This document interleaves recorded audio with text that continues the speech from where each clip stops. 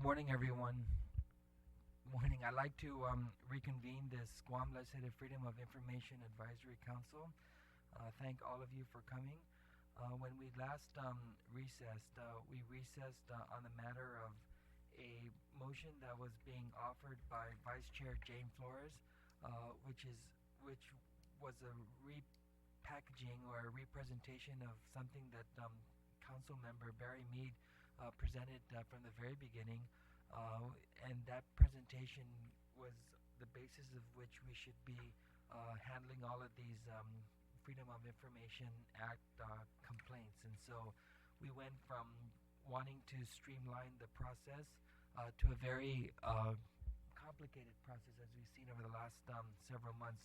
That was an internal operations procedures for the Freedom of Information Advisory Council that was adopted. There's certainly some merit to this, but as we've seen, this really prevented the subcommittee chairman, Jeff Marchessault, and his members from actually moving forward expeditiously and disposing of all of these complaints before that council. And so what you have before you is something that, again, Jane presented, but Barry reworked, and I'd like to give some time to Barry Mead to support the motion, hopefully, so we can dispose of it. Barry?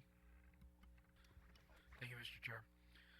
What we have here is there's two documents. One is the markup of the original internal operation procedure for the council, with line outs of the things that were taken out. Unfortunately, it's not in color, but and includes what Jane sent to us in an email as her recommendations, and then just some grammatical changes to the way the sentences were written and everything. And then the second one is what it would look like as a clean copy of the procedures. When I sent the changes, also sent out, I did not send it to the entire council. I just sent it to the folks that were there. So it's open for discussion, and I guess the motion is still on the table for the revision, if you will, of the operating procedures. So it's on the table for discussion, for further editing or recommended changes or anything that someone looks at. But the whole idea here is when I was doing this and really thinking about it, it does streamline the process. It makes it a lot simpler. It makes it a lot easier for the council to actually make a determination whether or not there was some violation, and allows for us to move forward. And actually, it would allow for the council to really bring to resolution the 3 complaints that are before the council at the present time.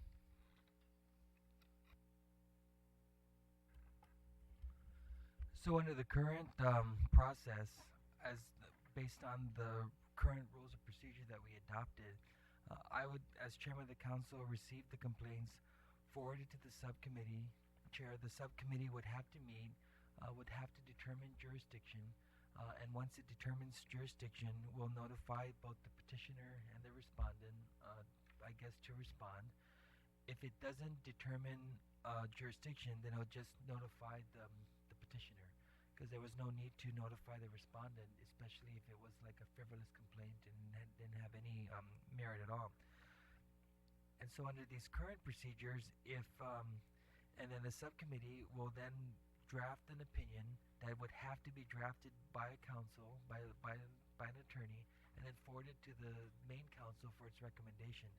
What's before you, members, is a streamlined procedure where, as chairman of the council, I would receive all the complaints, and all the council members will get the complaint.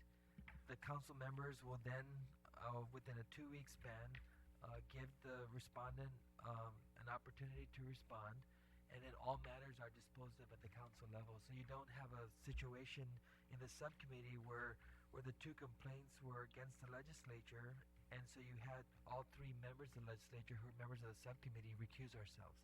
So it's not that they didn't have the ability ability to move forward or the capacity to move forward. They just didn't have the votes to determine jurisdiction. And so they were having difficulties there under the first complaint, Manich v. UOG. The last meeting that we had, we heard from the UOG Faculty Senate representative, and we also heard from Dr. McNich, and they both have come to the conclusion. UOG's Faculty Senate took the position that if this is the first time ever that this question was raised and will hopefully be answered by this third-party objective type council, and whatever the decision is, they would abide with it. And then Dr. McNich said that he wants to really work with the UOG Faculty Senate, and he actually gave us till December, the end of this legislative term, or he even said it's possible that he may withdraw the complaint because he sees that the UOG Faculty Senate is willing to they're willing to work together. So that in and of itself is a success. That's all we want. We don't want to come out with a heavy hand and say that this agency violated this or that. We want to do what you've always done, like Rindradi through the Pacific Daily News, provide for greater transparency and then let people be aware of decisions that may not have been under the open government law and how we can move to correct those actions. Is there any other discussion on how these procedures will work versus how they were supposed to work?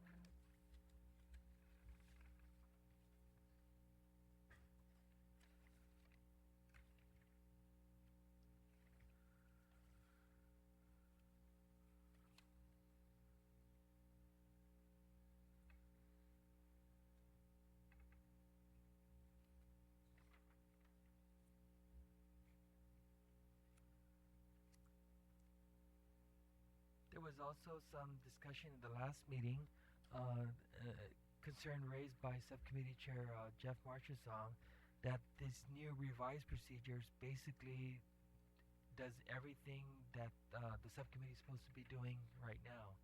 So there was some discussion that if we're to adopt these rules, then Jeff's subcommittee can basically just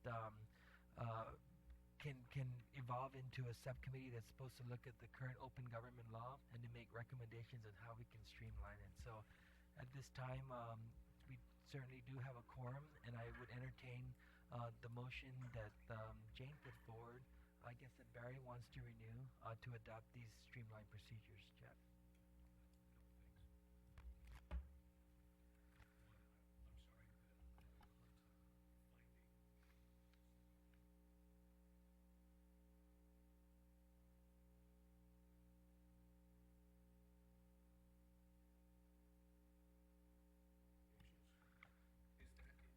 No, I believe it was taken out.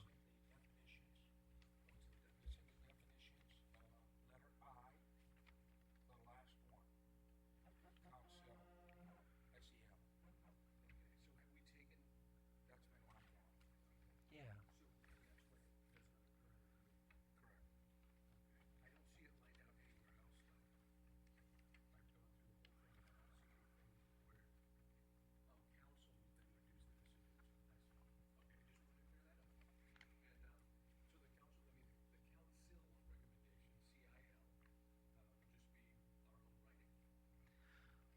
Well, with the understanding that all of you have been appointed one way or the other because of your expertise in this area, and so that's why we really didn't want a lawyer to be the one to draft the council's recommendations, but we didn't. Fortunately, didn't have the votes at the time. Exposed, because there was something that we misunderstood, but I think we've all agreed that none of this has the force or effect of law anyway. It's just a recommendation to the legislature, and the legislature can act or not act any way it deems appropriate, and then it can go to legislative council if necessary. So I just want that to be clear. Also, if I may, I just wanted to make a recommendation really quick on Section 7, screening petition and preparing the PCR. That would be page 2 of the revised rules. Okay. It says complaint disseminated to full council by legislative staff and place on agenda. It should be placed with a D on the end, past tense. And then under I, 1I, I think we can eliminate the I and just make that part of the paragraph because there's no second item that would go underneath it. And what I would say instead, a simple one-word change, in the middle of the sentence I would change it to that to whether. Members shall respond via email whether they are in agreement that the council has jurisdiction on the complaint. Because this assumes that we all agree that we have jurisdiction. That might not be the case. And then there's one more change after that. On number 2, under the same paragraph, I would put the conditional clause with a deadline of 2 weeks to respond at the beginning of that sentence. With a deadline of 2 weeks to respond, staff transmits complaint to respondent only if the council determines jurisdiction or determines it has jurisdiction. I wouldn't say once. Again, that assumes that we are going to determine jurisdiction. So with a deadline of 2 weeks to respond, staff transmits complaint to respondent only if the council determines it has jurisdiction or determines jurisdiction, whatever the case may be. Okay, so you just want to reword that sentence. Because we can dispose of this before we get to that point. Okay. If we don't have jurisdiction, it doesn't matter. We won't entertain it. Yeah, I think determines that it has, or determines it has jurisdiction. I think that makes it clear. Okay. All right. And these are just... We probably made the changes already. Oh, okay, great. Okay, is there a second to... You're putting it right into the actual document. Okay, cool. Is there a second to...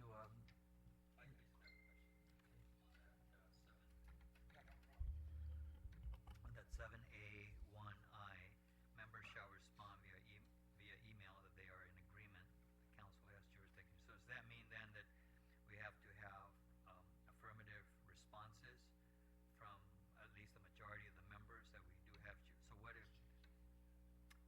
just one member responds that, yeah, I think we have jurisdiction of this complaint, and everybody else silent? So is that silence going to be interpreted as, no, we don't think we have jurisdiction?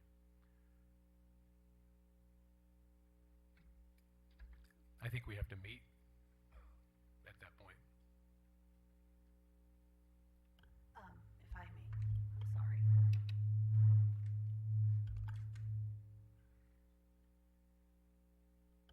If I may, I'm just a little bit concerned that we're making jurisdictional decisions via email. And maybe practically speaking, this is actually a better way of doing this. But I think that, for example, if we ran into a situation where not all of the members responded, or some members responded yes, we have jurisdiction, and others no, then we would have to meet on the jurisdictional question anyway. And I don't know, from a practical perspective, it may be more practical to do this electronically. But for instances like Jeff has referenced, we would have to meet anyway on these issues if it became an issue of dispute, or if not everybody ever responded to the inquiry in the first instance.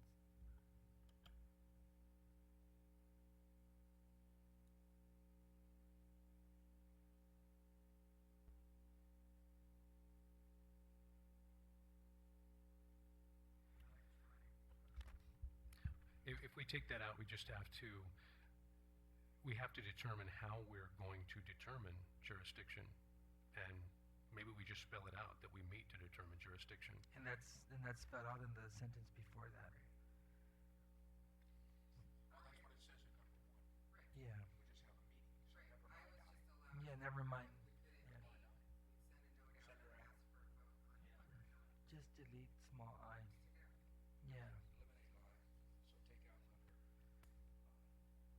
Okay. And then if we make the change in 2, it takes care of it. It's just assumed.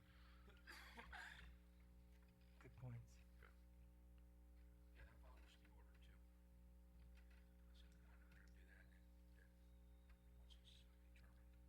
So Does everybody agree? Okay.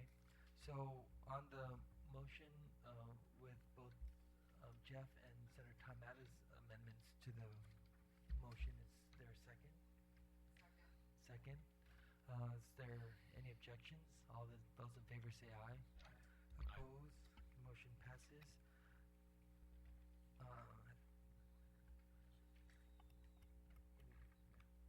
Yeah, I've said that we do have a quorum. Yeah. Okay. We do. We continue to maintain a quorum, and that vote passed unanimously. So I will entertain a motion that we adjourn to the next FOIA council meeting. I'm sorry, Mr. Chairman. I Yes. just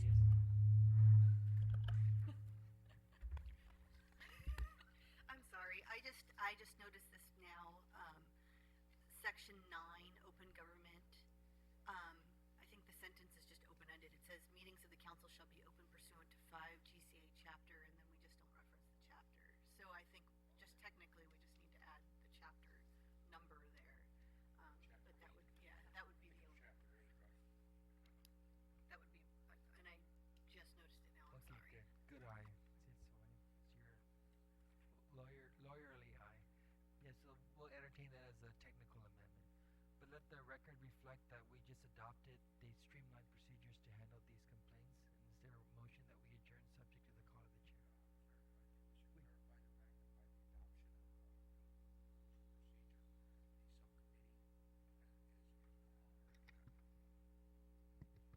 Well, just how much do you want to gut the guy?